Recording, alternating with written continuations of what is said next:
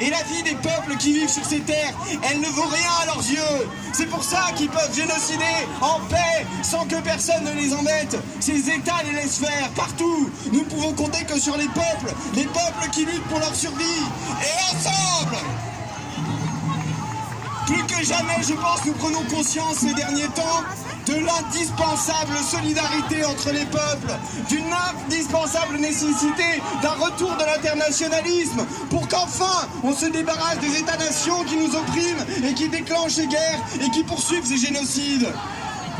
Parce que le processus colonial, c'est un génocide au long cours qui date depuis bien trop longtemps. On pense souvent, quand on pense au génocide, à ce qui s'est passé en Europe, au génocide commis par les Allemands sur les Juifs, sur les Tziganes. On pense au génocide des Arméniens, on pense à tout ça. Mais le plus grand génocide de l'histoire, c'est celui qu'a commis les Américains sur le continent américain. Il a fait des siècles. Et quel est le processus colonial? Alors tant qu'il n'y aura pas de fin du processus colonial en réalité, il n'y aura pas de génocide.